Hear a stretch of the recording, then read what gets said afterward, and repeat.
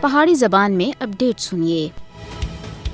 بھارت اور اسرائیل دونوں عالمی امن دے واسطے بہت بڑا خطرہ بن چکے ہیں۔ ہندوتوا انڈیا اور صہیونی اسرائیل دونوں مسلمانوں دے خلاف نسل کشی دے جرائم دا ارتکاب کر رہے ہیں۔ نریندر مودی کشمیر دے اتنے قبضہ کرنے وچ نیتنیاہو دے نقش قدم دے اتنے چل رہا ہے۔ بھارت مقبوضہ جموں کشمیر وچ اپنے آبادکار نو آبادیاتی ایجنڈے کو اگے بڑھانے دے واسطے اسرائیلی ماڈل کو نقل کر رہا ہے۔ بھارت کشمیر وچ جبر دی اسرائیلی پالیسی استعمال کر رہا ہے۔ بھارتی فوجی کشمیر وچ پرتشدد کاروائیاں دے واسطے اسرائیل وچ ٹریننگ حاصل کر رہے ہیں۔ جڑا اسرائیلی فلسطینیاں دے خلاف کر رہا ہے وہ کچھ مقبوضہ جموں کشمیر دے اندر بھارت بھی کر رہا ہے۔ مقبوضہ جموں کشمیر دے واسطے مودی حکومت کا نواں ڈومیسائل قانون اسرائیلی آبادکار نو آبادیاتی منصوبے دا باقاعدہ طور تے عکاسی کرتا ہے۔ مقبوضہ جموں کشمیر دی آبادی دا تناسب بٹانا وہ کچھ کرنا ہے جڑا اسرائیلیاں سن بھارت کو ہدایت کیتی ہے۔ کشمیریاں دی زمیناں اور جائیداداں دے اتنے قبضہ کرنے اور انہاں دا